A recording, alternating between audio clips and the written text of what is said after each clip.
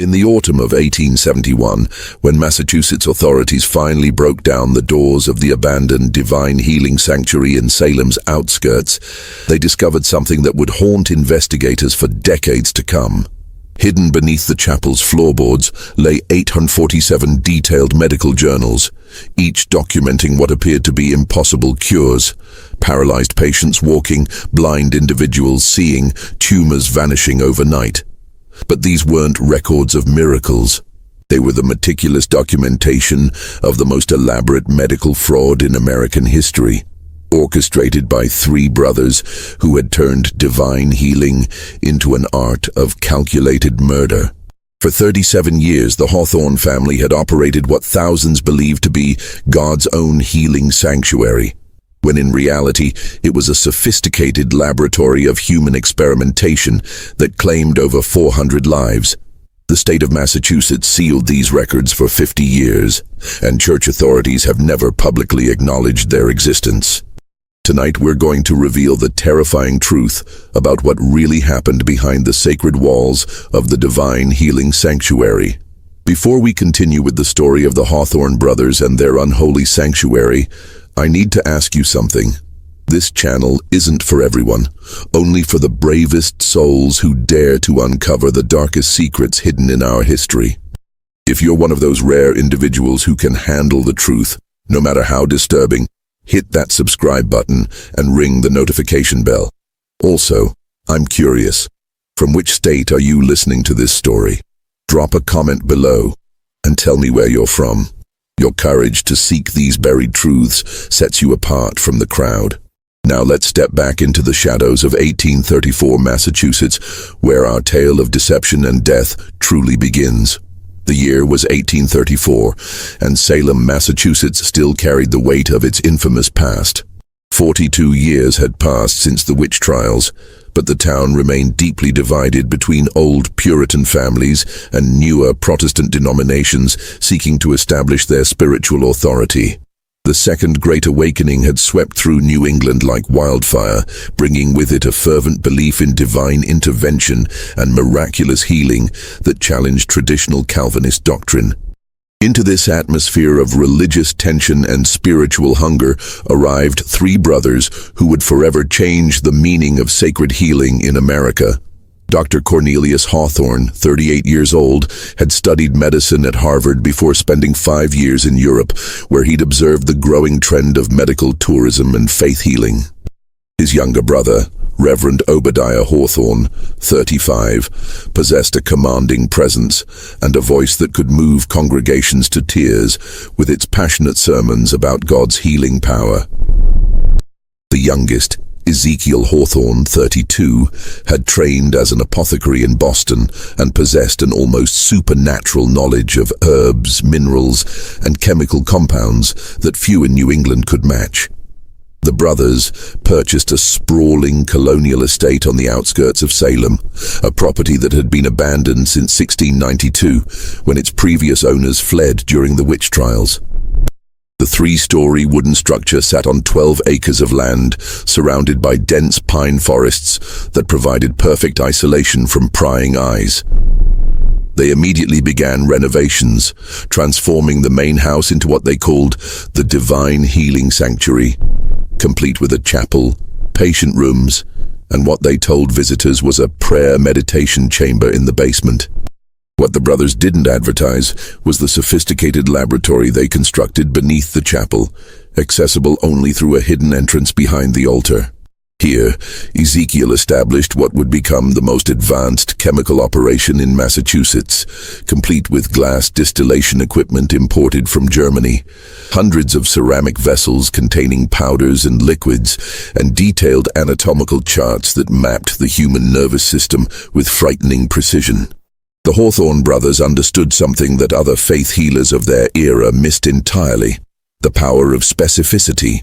While traveling preachers claimed general healing powers, the Hawthornes specialized in what they called miraculous cures for the incurable. They targeted 3 specific conditions that medical science of the 1830s couldn't treat: sudden onset paralysis, mysterious blindness, and rapidly growing tumors. Each condition, they claimed, could be reversed through intensive prayer and divine intervention, but only at their sanctuary, and only for those with sufficient faith and financial means. The brothers crafted their reputation methodically. Cornelius used his medical credentials to establish relationships with physicians throughout New England, positioning himself as a doctor who wasn't afraid to acknowledge the limits of science when faced with God's greater power. Obadiah traveled to churches across Massachusetts, delivering sermons about the intersection of faith and healing that left congregations spellbound. Ezekiel, meanwhile, worked quietly in the shadows, developing what he called his divine compounds, substances that could create the very conditions his brothers claimed to cure. By the spring of 1835, the Divine Healing Sanctuary had welcomed its first patients, and word of the Hawthorne Brothers' extraordinary abilities began to spread throughout New England. What none of their patients realized was that they were entering the most sophisticated medical fraud in American history, one that would prey on human desperation and faith for over 3 decades. The brothers had learned a crucial lesson from observing other fraudulent healers: the importance of documentation. Every patient who entered their sanctuary was photographed before and after treatment, their conditions meticulously recorded in leather-bound journals that Cornelius maintained with scientific precision. These records, they claimed, were proof of God's work through their ministry. In reality, they were the detailed documentation of a criminal enterprise that would eventually claim hundreds of lives. The Hawthorne Brothers' operation began with what they called divine selection. Cornelius would travel to medical conferences and physicians' offices throughout New England, carefully studying patient records and identifying individuals whose conditions were deteriorating beyond medical help.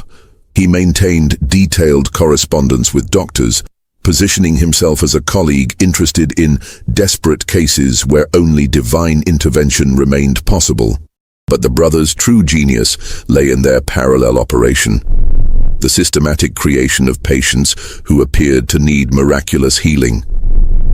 Ezekiel had spent years developing what he called his reversible affliction compounds, chemical preparations that could induce specific symptoms that perfectly mimicked serious medical conditions. His masterpiece was a powder derived from a rare South American plant that, when administered in precise doses, could cause temporary paralysis that lasted anywhere from 2 weeks to 3 months, depending on the concentration. The brothers' method was diabolically simple.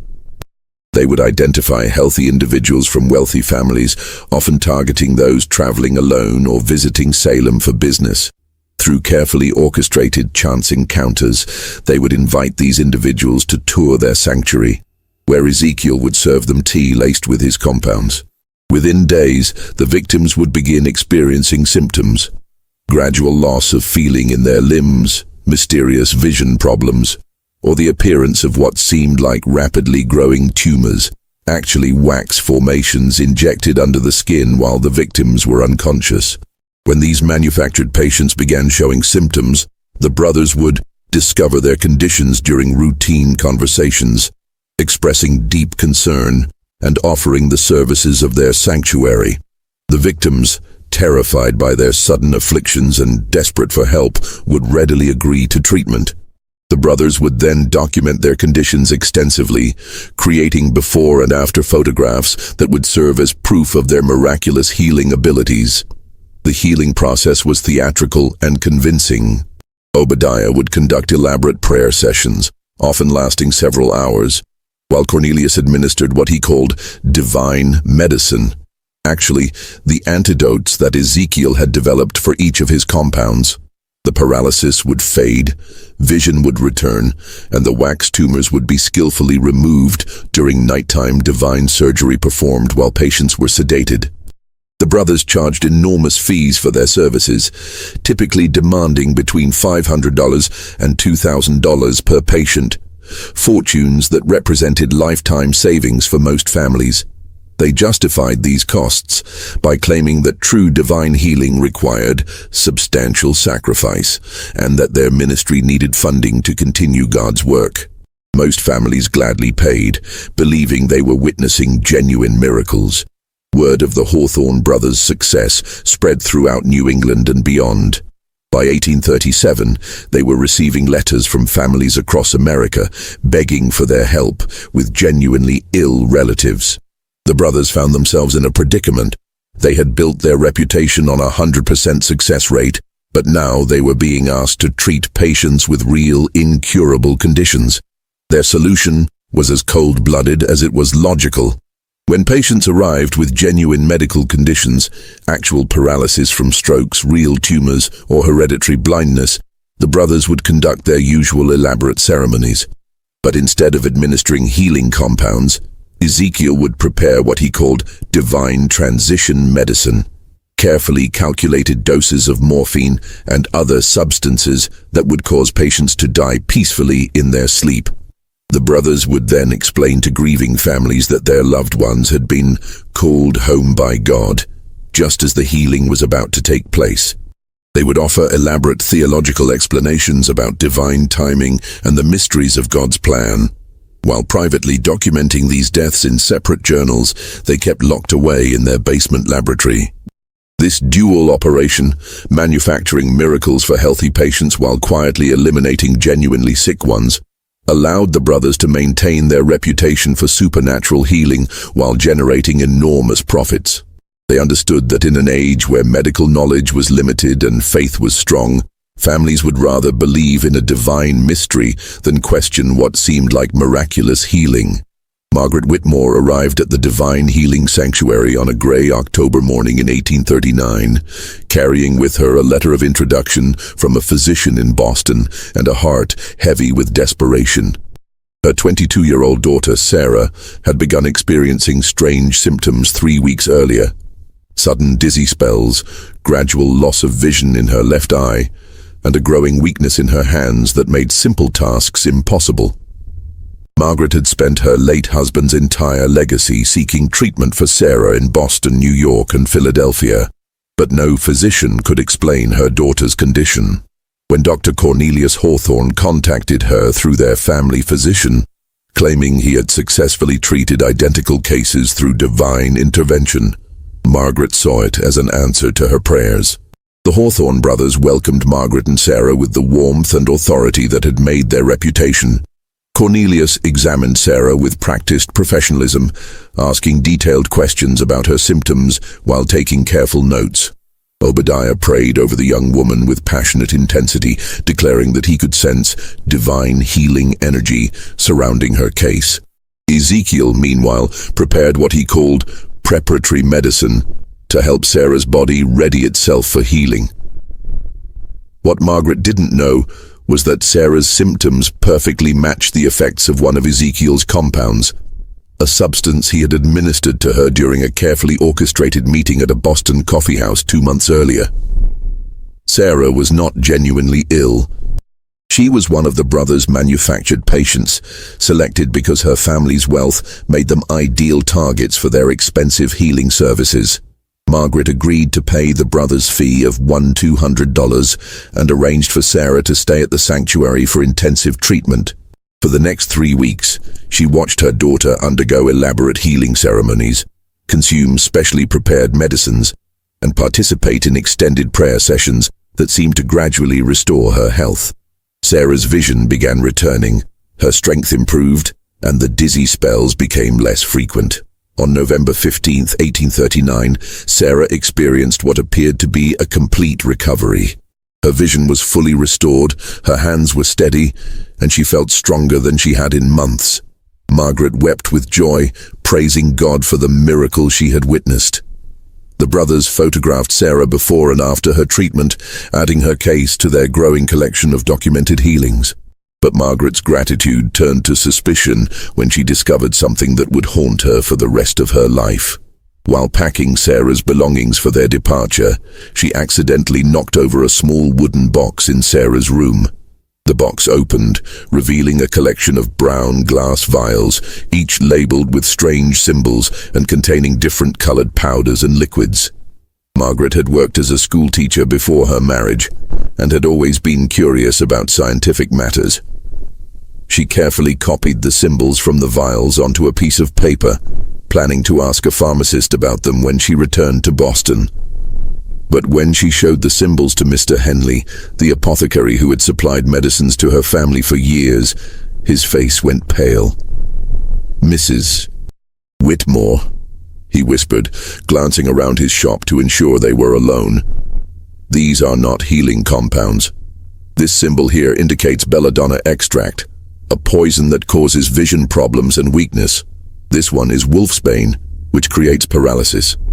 And this," he pointed to a symbol that looked like a twisted tree. "This is something I've never seen before, but the notation suggests it's an antidote compound." Margaret felt the world shift beneath her feet. If the vials contained poisons and antidotes, then Sarah's illness had been artificially created, and her healing had been nothing more than an elaborate performance. She returned to Salem that same evening, determined to confront the Hawthorne brothers and demand an explanation. But when she arrived at the sanctuary, she found the brothers prepared for her visit. They welcomed her warmly, expressing concern about her obvious distress. When she produced the paper with the copied symbols, Cornelius examined it with apparent confusion. "Mrs. Whitmore," he said gently, "I'm afraid someone has played a cruel joke on you. These symbols are from an old alchemical text, medieval superstitions that have nothing to do with modern medicine or divine healing. Perhaps someone placed those vials in Sarah's room to test your faith or cause doubt about the miracle you witnessed." Obadiah nodded gravely. "Satan often attacks those who have witnessed God's power, Mrs. Whitmore. He seeks to plant seeds of doubt about divine healing through deception and confusion. You must not let these mysterious vials diminish the reality of your daughter's healing." Margaret wanted to believe them, but something in their manner, a subtle tension, a too careful choice of words, made her increasingly suspicious. She decided to investigate further, beginning with other families who claimed to have experienced miracles at the sanctuary. Margaret's investigation led her to the Pemberton family of Concord, whose son had supposedly been healed of sudden paralysis 6 months earlier. When she spoke with Mrs. Pemberton, she discovered disturbing similarities between their cases. Like Sarah, young Thomas Pemberton had developed his symptoms gradually after a chance encounter with a stranger in a public place. Like Sarah, his condition had followed a specific pattern: weakness, then partial paralysis, then gradual recovery during treatment at the sanctuary. But Mrs. Pemberton revealed something that made Margaret's blood run cold. During Thomas's treatment, she had noticed that Ezekiel Hawthorne seemed to know exactly which medicines to prepare and when to administer them, as if he were following a predetermined schedule rather than responding to her son's condition. When she had commented on this to Cornelius, he had explained that divine healing often followed God's perfect timing, but she had found his answer unsatisfying. Margaret continued her investigation, tracking down 12 families who had brought patients to the sanctuary over the past 4 years. In every case, she found the same pattern: sudden onset of symptoms following chance encounters with strangers, gradual deterioration, then complete recovery during treatment by the Hawthorne brothers. The symptoms were always the same: paralysis, vision problems, or mysterious tumors that appeared and disappeared without explanation. But Margaret also discovered something else that filled her with horror. 3 families told her about patients who had died during treatment at the sanctuary. Genuinely ill individuals who had come seeking healing for real conditions. In each case, the brothers had explained that the patients had been called home by God, just as healing was about to occur. The families had accepted these explanations, finding comfort in the belief that their loved ones had been welcomed into heaven. Margaret realized that the Hawthorne brothers were operating 2 separate schemes simultaneously. They were creating artificial illnesses in healthy patients, then charging enormous fees to cure them, while systematically eliminating genuinely ill patients to maintain their reputation for successful healing. The scope of their deception was staggering, and the human cost was becoming clear. She decided to return to the sanctuary one final time, not as a grateful patient's mother, but as an investigator determined to expose the truth. She arrived on a snowy December evening, telling the brothers that she wanted to make a substantial donation to their ministry in gratitude for Sarah's healing. They welcomed her warmly, inviting her to stay for dinner and tour their facilities. During the meal, Margaret carefully steered the conversation toward their healing methods, asking detailed questions about their success rate and the types of conditions they treated. The brothers spoke with confidence about their 100% success rate, explaining that they only accepted patients whom God had chosen for healing. When Margaret asked about patients who had died during treatment, they explained that these individuals had been called home after their healing was complete, but in a spiritual rather than physical sense. After dinner, Obadiah offered to show Margaret their private chapel, where they conducted their most intensive healing ceremonies. As they walked through the sanctuary, Margaret noticed details she had missed during her previous visits. The unusually thick walls, the sound dampening that seemed designed to prevent noise from traveling between rooms, and the careful placement of furniture that could conceal hidden doors or passages. When they reached the chapel, Margaret excused herself to use the necessary, but instead of leaving the building, she hid behind a large wooden cabinet near the altar. She waited until she heard the brothers retire to their private quarters, then began exploring the chapel more thoroughly. Her persistence was rewarded when she discovered a loose floorboard behind the altar. When she lifted it, she found a narrow staircase leading down into darkness. Despite her fear, Margaret descended into what she would later describe as the most horrifying sight of my life. A fully equipped laboratory containing hundreds of glass vessels, detailed anatomical charts, and rows of leather-bound journals filled with the brothers' meticulous documentation of their crimes. The basement laboratory beneath the Divine Healing Sanctuary was a testament to the Hawthorne Brothers' methodical approach to their criminal enterprise. Margaret found herself in a space that had been carved out of the foundation and expanded to span nearly the entire footprint of the building above. The walls were lined with sturdy wooden shelves that held hundreds of glass containers, each carefully labeled with symbols that corresponded to different compounds and their effects. Along one wall, Margaret discovered Ezekiel's chemical apparatus, a sophisticated arrangement of glass tubes, heated vessels, and distillation equipment that would have been impressive in any university laboratory. Tables were covered with scales, measuring devices, and notebooks filled with precise calculations and chemical formulas. The air carried a strange mixture of odors, sweet floral scents mixed with bitter medicinal smells that made Margaret's eyes water. But it was the documentation that truly revealed the scope of the brothers' operation. Margaret found herself looking at shelves lined with leather-bound journals, each one meticulously organized by year and patient type. The journals were divided into two distinct categories: divine healings and divine transitions. The first category contained detailed records of patients who had been artificially afflicted and then cured, while the second documented those who had been quietly eliminated. Opening one of the divine healing journals, Margaret found entries that read like scientific case studies. Each patient was assigned a number, and their treatment was documented with frightening precision. She read entries like, Patient 47, administered compound C7, paralysis inducer, at 3.2 ratio, mixed with chamomile tea. Symptoms appeared within 72 hours as predicted. Subject experienced complete lower body paralysis by day 8. Administered antidote C7 during healing ceremony day 21. Full recovery achieved within 48 hours. Payment received, $800. Photograph documentation complete. The Divine Transition journals were even more disturbing. These entries documented the systematic murder of genuinely ill patients, with clinical detachment that made Margaret's hands shake as she read. Patient 23, genuine paralysis from stroke. Administered compound X4, morphine derivative, during evening prayer session. Subject expired peacefully at 11:30 p.m. Family informed of divine calling. Payment received, $1,500. Body prepared for burial with standard preparation compounds to prevent detection. Margaret discovered that the brothers had been perfecting their methods for years. developing increasingly sophisticated compounds that could mimic virtually any medical condition. Ezekiel's notebooks contained detailed research on the human nervous system, circulation, and the effects of various plant and mineral compounds on different organs.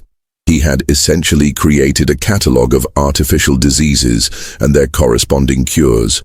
In one corner of the laboratory, Margaret found what appeared to be a small surgical area, complete with a table, instruments, and containers of what looked like medical supplies. She realized this was where the brothers performed their divine surgery to remove the wax tumors they had implanted in patients while they were unconscious. The precision and planning involved in their operation was staggering. Perhaps most disturbing was Margaret's discovery of a detailed ledger that tracked the brothers' financial success. Over 5 years, they had generated over $40,000 in payments from patients, an enormous fortune that represented the combined life savings of dozens of families. The ledger also contained plans for expansion, including correspondence with potential associates in other states who were interested in establishing similar divine healing operations. Margaret spent 3 hours in the laboratory, copying as many names and details as possible from the brothers' journals. She found records of patients she had interviewed during her investigation, confirming her suspicions about the artificial nature of their illnesses. But she also found evidence of crimes that went far beyond medical fraud. The brothers had been systematically murdering patients for years, and their success had made them increasingly bold in their methods. As she prepared to leave the laboratory, Margaret heard footsteps above her in the chapel. The brothers had discovered her absence and were searching for her. She quickly replaced the journals and climbed the stairs, but as she reached the top, she found herself face to face with Cornelius Hawthorne, who was holding a lantern and wearing an expression of cold fury. "Mrs. Whitmore," he said quietly, "I'm afraid you've seen things that were not meant for your eyes." The confrontation between Margaret Whitmore and the Hawthorne brothers in the candlelit chapel would later be described in court documents as the moment when years of carefully constructed deception collided with unshakable determination for truth. Cornelius stood blocking the hidden entrance to the laboratory, his medical bag in one hand and a lantern in the other, while Obadiah and Ezekiel emerged from the shadows near the altar. "Mrs. Whitmore," Obadiah said, his voice carrying the same authoritative tone he used during healing ceremonies, "you have wandered into areas of our sanctuary that are reserved for private prayer and meditation. I'm afraid you may have misunderstood what you've seen." Margaret, still clutching the papers where she had copied information from the brothers' journals, faced the 3 men with a courage that surprised even herself. "I understand perfectly what I've seen," she replied, her voice steady despite her fear.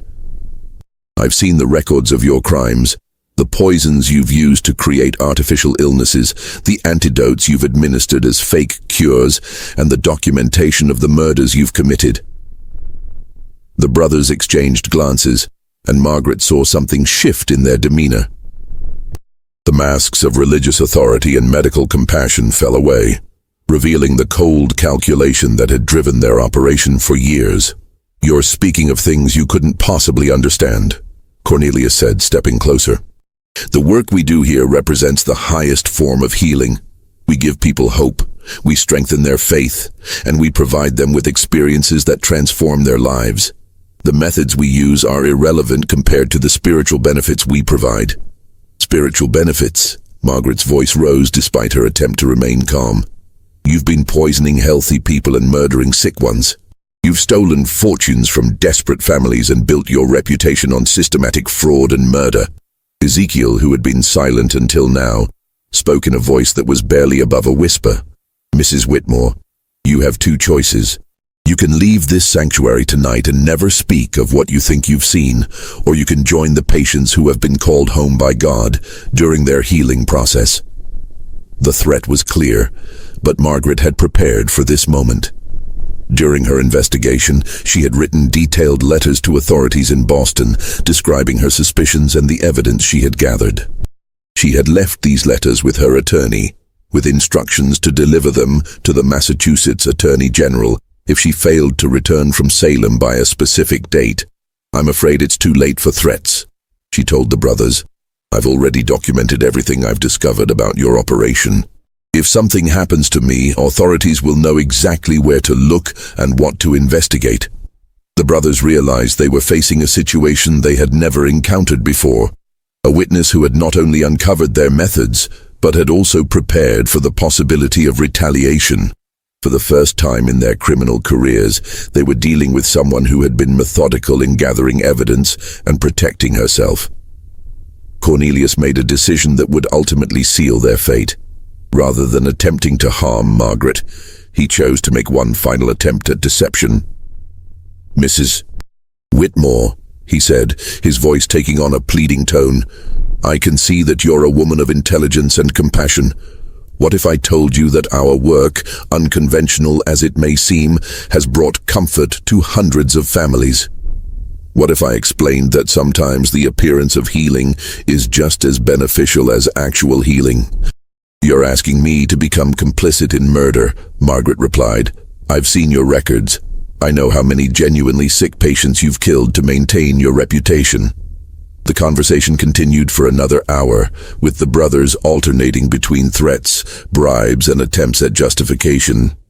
They offered Margaret substantial sums of money to remain silent, promised to cease their operation if she would agree to keep their secrets, and even suggested that she could become a partner in their enterprise. But Margaret remained unmoved. Finally, Obadiah made a statement that would later be used as evidence of premeditation in their trial. "Mrs. Whitmore, you have forced us into a position where we must choose between our life's work and your silence. We have spent years building something that brings meaning to people's lives, and we cannot allow one person's misguided sense of justice to destroy everything we've accomplished."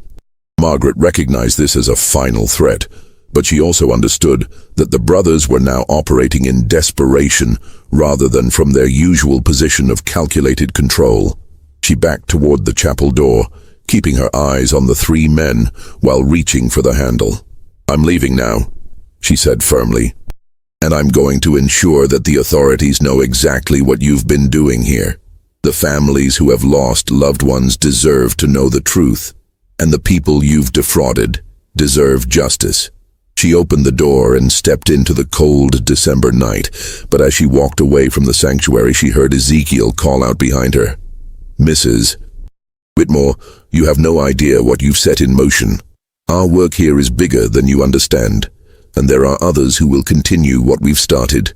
Margaret didn't look back as she walked through the snow towards Salem, but she carried with her the knowledge that she had uncovered one of the most sophisticated criminal enterprises in American history.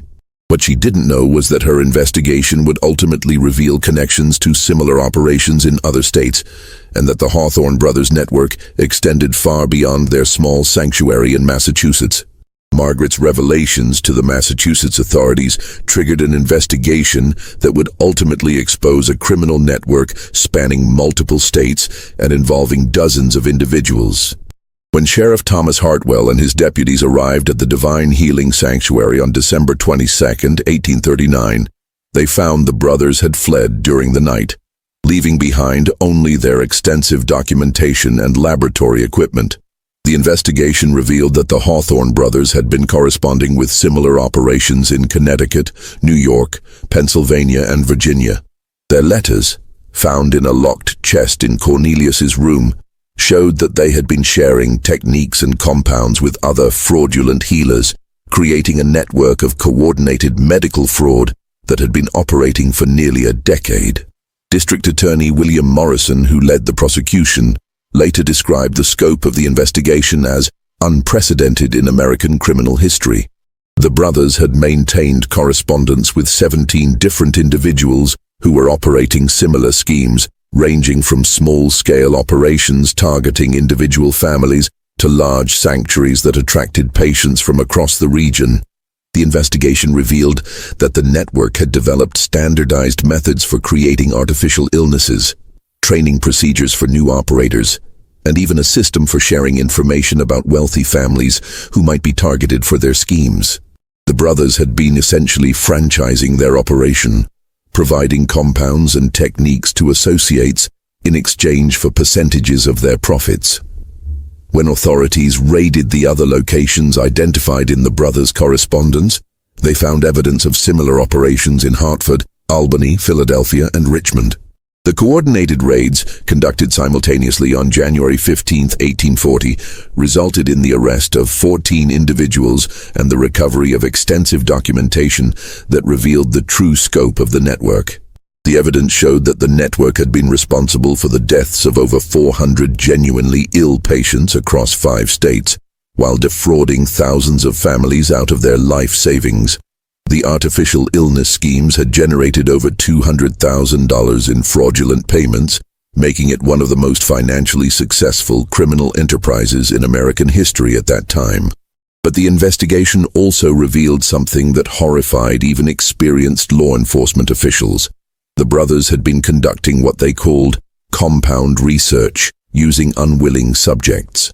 Their laboratory contained detailed documentation of experiments performed on patients who had been given increasingly dangerous combinations of chemicals to test their effects on the human body.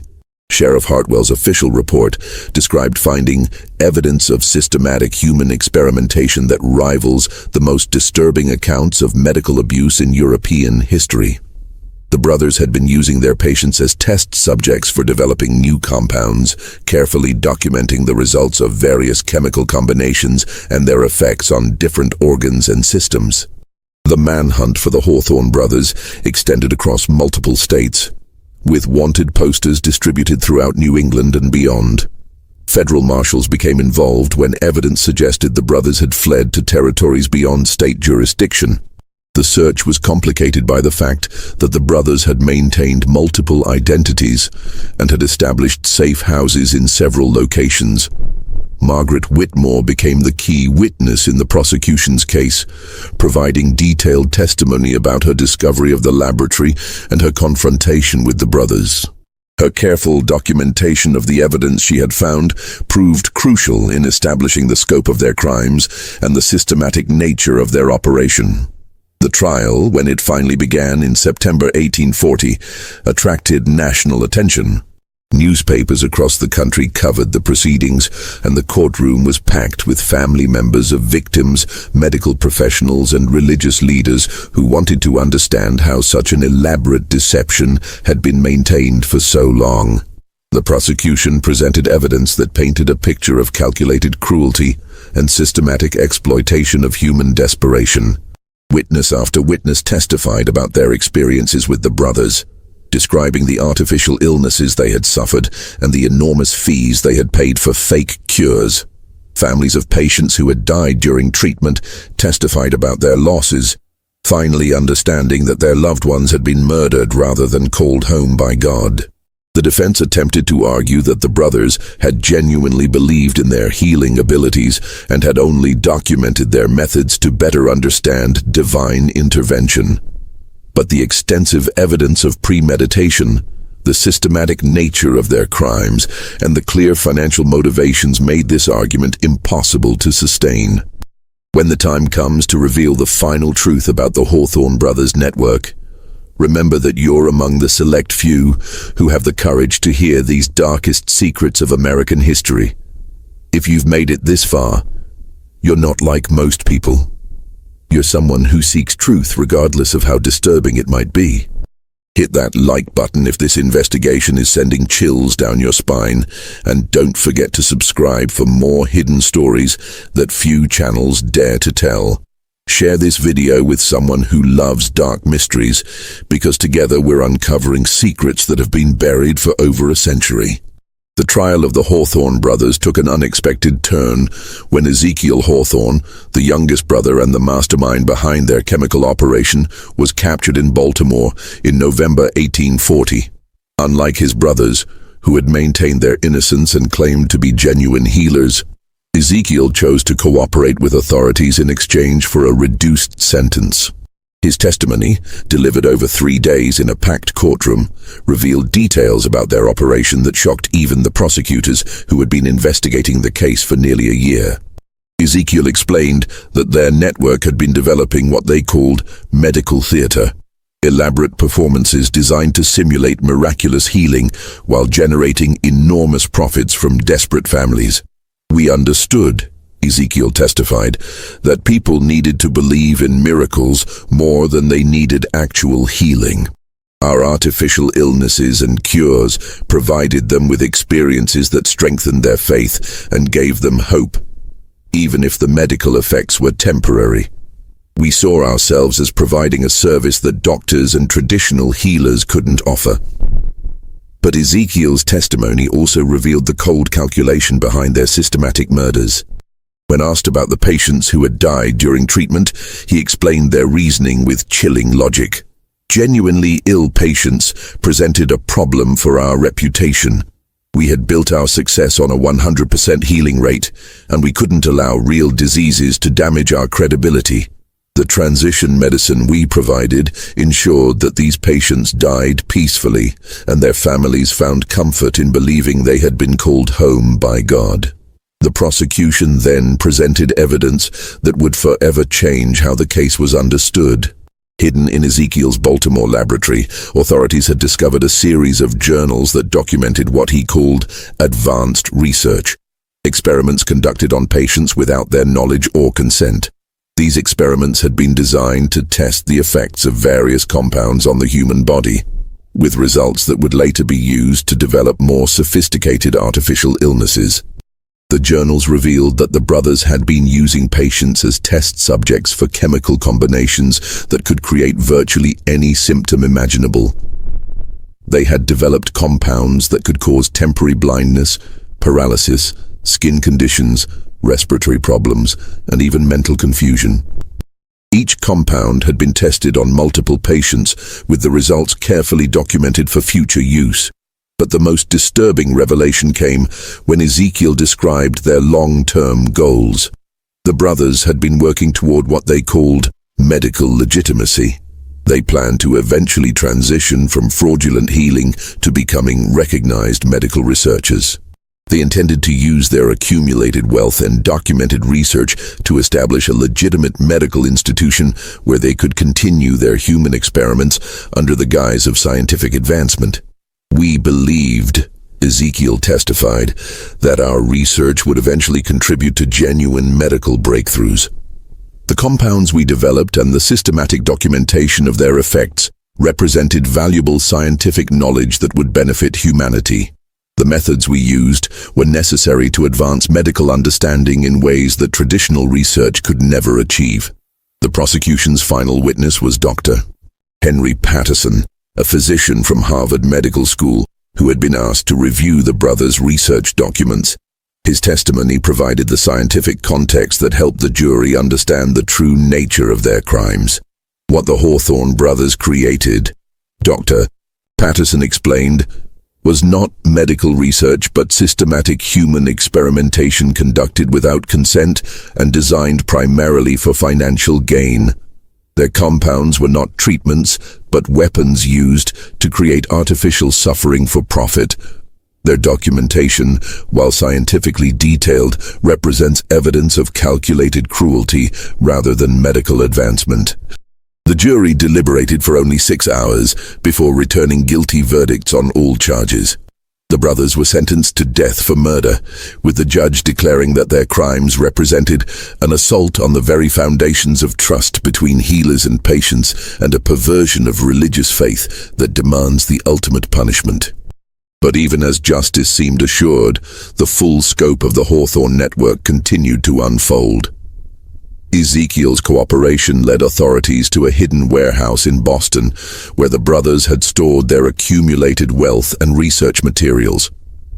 The warehouse contained over $60,000 in cash and gold, hundreds of chemical compounds, and what prosecutors described as the most comprehensive collection of human experimentation data in American history. Among the materials was a leather-bound ledger that Ezekiel called his master research journal. This document contained detailed plans for expanding their operation nationwide, with specific targets in major cities and correspondence with potential associates as far west as St. Louis and as far south as New Orleans. The brothers had envisioned creating a network of fraudulent healing sanctuaries that would span the entire country. The ledger also revealed that they had been developing what they called advanced compounds, chemical preparations that could create symptoms indistinguishable from serious diseases like consumption, heart conditions, and even certain forms of madness. They had planned to expand beyond their traditional targets of paralysis, blindness, and tumors, to encompass virtually every major medical condition known to 19th century medicine. Perhaps most chilling was the discovery of what Ezekiel called his elimination protocols, detailed procedures for killing patients in ways that would appear natural and could be attributed to their existing conditions. The brothers had developed methods for inducing heart failure, respiratory collapse, and even strokes that would leave no trace of foul play during the limited autopsies performed in that era. The execution of Cornelius and Obadiah Hawthorne on March 15, 1841, marked the end of their criminal careers, but not the end of their influence on American medical fraud. Ezekiel, whose cooperation had secured him a life sentence rather than execution, continued to provide information to authorities about similar operations across the country for several years after his brothers' deaths. His revelations led to the discovery of fraudulent healing operations in 12 additional states, resulting in over 50 arrests and the recovery of evidence documenting crimes that spanned nearly 2 decades. The Hawthorne Network, as investigators came to call it, had been far more extensive than anyone had initially realized. The investigation revealed that the brothers had been training associates in their methods since 1836, providing detailed instruction manuals and starter supplies of compounds to individuals who wanted to establish their own fraudulent healing operations. These associates had been operating independently while sharing information and techniques with the central network, creating a web of criminal activity that extended from Maine to Georgia. One of the most disturbing discoveries was a series of letters between Ezekiel and a physician in Charleston, South Carolina, discussing the possibility of using their compounds to create artificial slave illnesses that could be cured for propaganda purposes. The letters suggested that some slaveholders had been considering using fraudulent healing demonstrations to support claims about the beneficial effects of slavery on African American health. The medical community's response to the Hawthorne revelations was swift and comprehensive. Medical schools began requiring courses on identifying fraudulent treatments, and professional medical associations established committees to investigate suspicious healing claims. The case became a turning point in American medical practice, leading to increased regulation and oversight of alternative healing methods. Religious communities were equally affected by the scandal. Many denominations issued official statements distancing themselves from faith healing practices and establishing guidelines for evaluating claims of miraculous healing.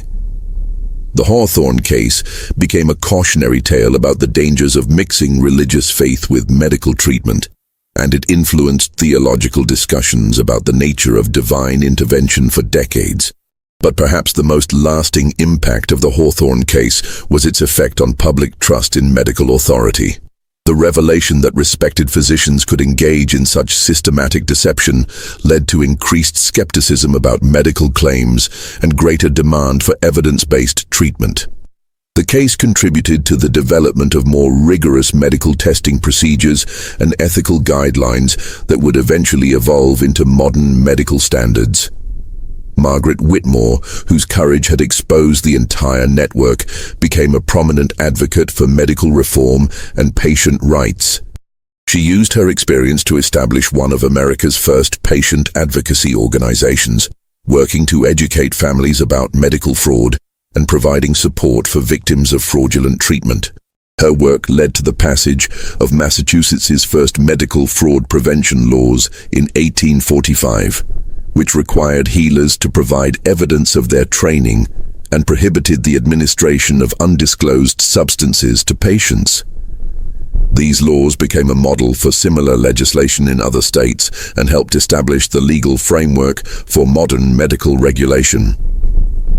In 1871, 30 years after the execution of the Hawthorne brothers, authorities received an unexpected letter from the Massachusetts State Prison. Ezekiel Hawthorne, now 69 years old and dying of consumption, requested a final meeting with investigators to reveal what he called the complete truth about their operation.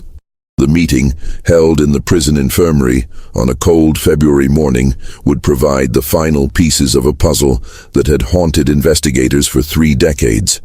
Ezekiel, his voice weakened by illness, but his mind still sharp, began with an admission that stunned even experienced investigators. "Everything you discovered about our operation," he whispered, "was only the surface of what we accomplished. The artificial illnesses, the murders, the financial fraud, these were simply the visible aspects of a much larger experiment in human behavior and social control." Ezekiel revealed that the brothers had been conducting what they called faith manipulation research, systematic studies of how religious belief could be exploited to control human behavior. Their healing ceremonies had been designed not just to generate profits, but to gather data about the psychological mechanisms that governed faith, hope, and desperation. "We documented everything," Ezekiel explained. "Every patient's reactions, every family's responses, every community's interpretation of our work. We were creating a comprehensive understanding of how human beings respond to the promise of miraculous intervention." Our journals contained far more than medical data. They were detailed psychological profiles of human vulnerability. The implications of this revelation were staggering.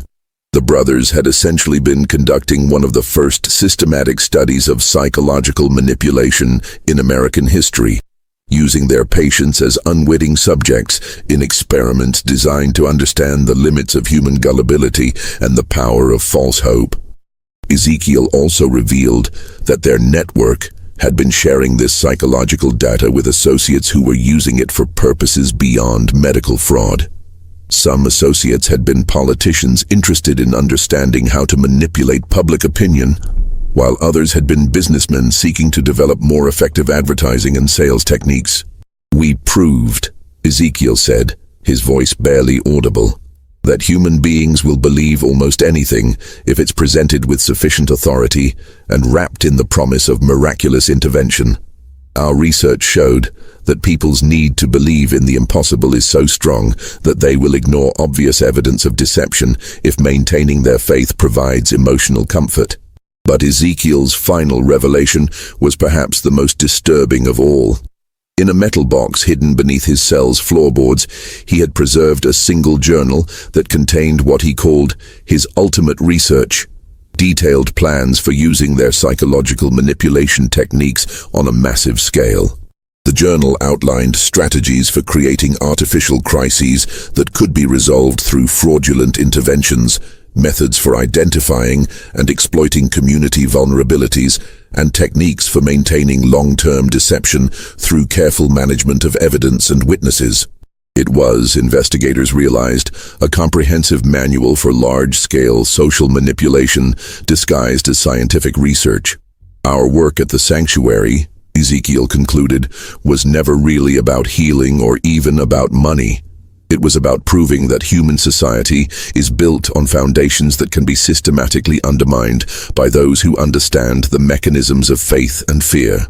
We demonstrated that even the most sacred trusts, between healers and patients, between religious leaders and congregations, can be exploited by individuals with sufficient knowledge and determination." Ezekiel Hawthorne died 3 days after this final confession, taking with him the complete details of psychological manipulation techniques that would not be formally studied by legitimate researchers for another century. His journal was sealed by court order and remained classified until 1971, when it was finally released to academic researchers studying the history of medical fraud. The Divine Healing Sanctuary remained abandoned for over 30 years after the arrest of the Hawthorne Brothers. Local residents reported strange sounds and unexplained lights in the building, leading to rumors that the site was haunted by the spirits of the brothers' victims. In reality, these phenomena were likely caused by the chemical residues from Ezekiel's laboratory, which continued to emit vapors and create unusual reactions in the building's materials. In 1872, the building was finally demolished by order of the Salem City Council, but workers discovered something that had been missed during the original investigation. Beneath the laboratory, Ezekiel had constructed an additional chamber that contained his most sensitive research materials. This hidden room held detailed documentation of experiments that made even the known horrors of their operation pale in comparison. The final chamber contained evidence that the brothers had been testing their compounds on children, using patients' families as unwitting accomplices in experiments designed to understand how artificial illnesses affected developing minds and bodies.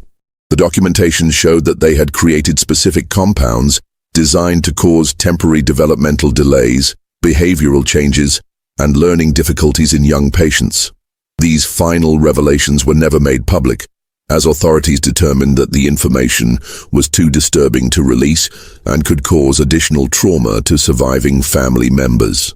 The documents were sealed permanently, with access restricted to researchers studying the prevention of medical abuse. Today, the site of the Divine Healing Sanctuary is occupied by a small park dedicated to the memory of the brothers' victims. A simple granite monument lists the names of the 400 confirmed victims, along with an inscription that reads, "In memory of those who suffered and died, seeking healing and hope. May their tragedy serve as a warning about the dangers of false promises and the importance of questioning those who claim miraculous powers."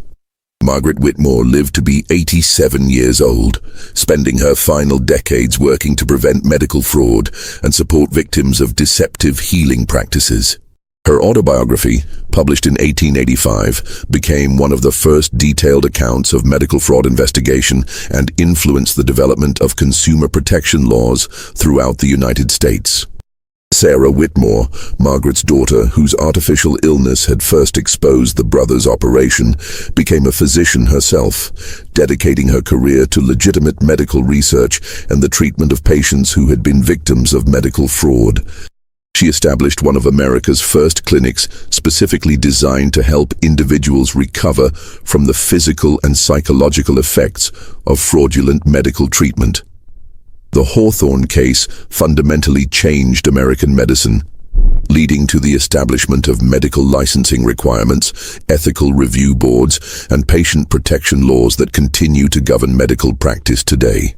The brothers' crimes demonstrated the need for systematic oversight of medical claims and helped establish the principle that extraordinary claims require extraordinary evidence. But perhaps the most important legacy of the Hawthorne case is its demonstration of the courage required to challenge respected authority figures when they abuse their positions of trust. Margaret Whitmore's willingness to investigate suspicious circumstances and confront dangerous criminals showed that ordinary citizens have the power to expose even the most sophisticated deceptions when they combine determination with careful investigation. The complete story of the Hawthorne brothers' crimes serves as a reminder that evil often disguises itself as virtue, that those who prey on human vulnerability often present themselves as helpers and healers, and that the most dangerous deceptions are those that exploit our deepest needs for hope, healing, and faith. In an age when medical misinformation and fraudulent healing claims continue to exploit vulnerable populations, the Hawthorne case remains a powerful example of why skeptical inquiry and evidence-based evaluation are essential protections against those who would abuse our trust and exploit our desperation. The Hawthorne brothers built their empire of deception on the fundamental human need to believe in miraculous intervention when facing suffering and loss.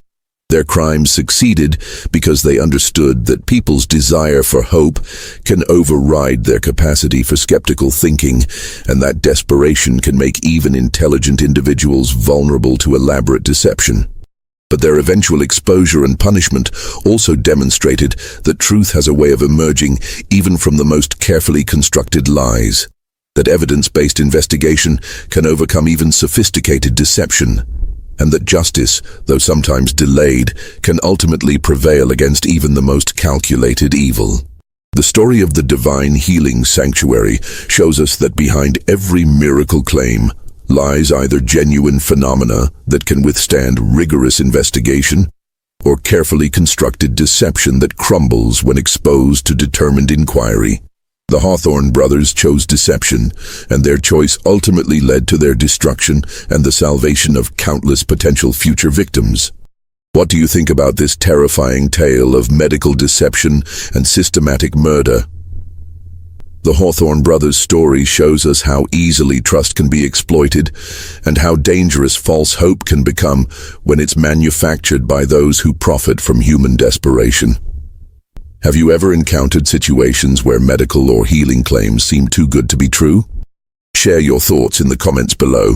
I'd love to hear from our community of truth seekers.